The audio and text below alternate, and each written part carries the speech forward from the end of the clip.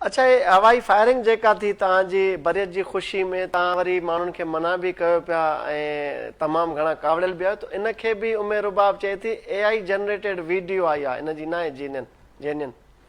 मुंहिंजा बाबा तोखे मां छा ॿुधायां, उहो ज़ाहिर ज़रूर आहे, दुनिया खे ख़बर आहे, हिते सॼे शहर खे ख़बर हुई त जॾहिं इहो रोड ते फायरिंग कनि पिया तॾहिं बि मां लही वञ बम छोकिरे खां हिकिड़ो शहर जा ॿाहिरि माना इन अमल खे तव्हां कंडेम था कयो न थियणु घुरिजे। बिल्कुलु कंडेम था कयूं था, जे कंडेम न कयूं त FIR दाख़िल करे उन्हनि माण्हुनि खे अचे हिते मुंहिंजे घर जे दर तां मां उन्हनि खे चयो उहा FIR बि चए थी असांजे प्रेशर ते थी आहे, को तव्हांजो थोरो न आहे या ज़िया लंजार साहब जो न आहे थोरो न, गवर्नमेंट कयो आहे न।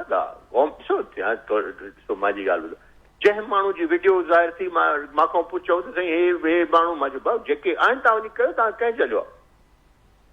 अच्छा, भला हाणे तव्हांजी फरमाइश ते को SHO मेड़ ॿियो लॻे थो छा जंहिंखां उमेर रुबाब खे ख़तरो आहे चए थी? मूंखे ख़बर ई कान्हे, उमेर रुबाब खे ख़बर हूंदी न, भला उमेर रुबाब जी फरमाइश ते लॻे। अच्छा, लास्ट कमेंट चाहींदुमि तव्हां खां, छो जो तव्हां बिरादरी जा पंहिंजे राज जा सरबराह आहियो, वॾा आहियो, अलाह साईं इज़तूं बख़्शुनि। को अहिड़ो वक़्तु अचे थो त तव्हां उमेर रुबाब ते पोती विझी को उनखे परचाईंदो, तॾो बख़्शराईंदो या इल्ज़ाम खां बरी बि थिया आहियो, पोइ बि का वाट का ॾींदो त असां ते कॾहिं बि साबित थिए? मां ॾोही हुजां हा त मां हर कंहिं उहो पंहिंजो ॾोह खुलेआम दुनिया जे साम्हूं क़बूल कयां हा। मां न ॾोही आहियां, न मां ॾोह कयो आहे, न मां हिन शइ में मां या मुंहिंजो ख़ानदान हिन शइ में इन्वॉल्व। भला तव्हांजे ट्राइब जी न्याणी आहे, ॿिया कबीला सरबराह उनजी मदद कनि था, भला हिन जा असल कातिल गिरफ़्तार करण में मुआवनत कंदो मदद का? बाबा हिननि जा असल कातिल यार घर जे बातिन खे तव्हां भला इहो पुछोसि त जेको मरी वियो उते सरज़मीन ते जहिड़े में, उहो अदी जे चाचो जेको फरियादी आहे उनजो छा छे? पोइ उन्हनि खे स्पेयर कनि था हे? उनजो चाचो त जेको उते जहिड़े में मरी वियो आहे गुलाम कादिर, उहो गुलाम कादिर परवेज़ जो सोहरो आहे। ठीकु, त माना केस सॼो पधरे पट पियो आहे, इनखे डाइवर्ट कयो पियो वञे। ॾिसो न, उहो केस जेको आहे, मां तव्हांखे हिकिड़ी ॻाल्हि चवण जी कोशिशि अर्ज़ु रखंदुमि अदा, अॼु खां 87 में या 88 में कुझु माण्हू क़तल थिया, उन हिननि जे घर ते हमिलो थियो, उन घर ते हिननि जे घर ते हमिलो थियो, अदी जो अॻे में हिकिड़ो चाचो, हुनजो बि नालो क़ाबिल हुयो, उन चाचे जो वरी हिन जो वालिद साहब ॾाॾे जो भाउ उहो बि क़तल थियो। उन जे एवज़ में अदी वारनि खे 3 न्याणियूं मिलियूं खून जे एवज़ में।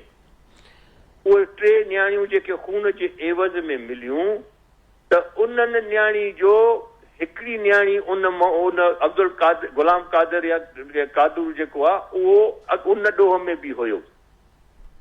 उन ॾोह जे एवज़ में हिन महिल ताईं इन 20 खां 25 सालनि ते जेको हुन न्याणी सां हालत थी या जेका बि ॻाल्हि आहे, हिन महिल अलाह ख़ुशि करनि पंहिंजे हुननि जे घर में आहे, त उन जो पीउ पंहिंजे ॼातिरे सां वेण वियो या उहो उते मरी वियो, त इहो त पुछोसि त उहो छोकिरी जो पीउ आयो हुते। अच्छा सरदार साहब, लास्ट तव्हां को सवाल आहे, सवाल जा 2 पार्ट आहिनि। हिकु त इहो हिन फ़ैसिले खां पोइ जेको मांधाण मतल आहे सोशल मीडिया ते, तव्हांखे वरी बि टारगेट कयो पंहिंजे बावजूद जो अदालत फ़ैसिलो ॾेई तव्हांखे बेगुनाह साबित कयो अदालती फ़ैसिले, ऐं हीअ वरी अपीलेट फोरम ते वेंदा हाई कोर्ट, ॿई तयारियूं आहिनि, ऐं सोशल मीडिया ट्रोलिंग खे कीअं पिया ॾिसो?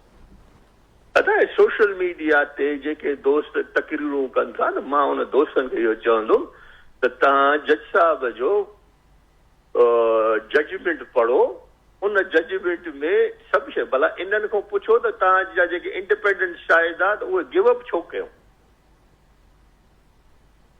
उन इंडिपेंडेंट शाहिद जो मक़सदु मुंहिंजे घर जे साम्हूं जंहिंजो दुकान ऐं घर हुयो, जहिड़ो जो मुंहिंजे घर जे साम्हूं थियो, त उहो इंडिपेंडेंट शाहिद हिननि छॾियो छो? ऐं जेकॾहिं हाई कोर्ट वञनि था, तव्हां मुंहुं ॾींदो उते बि?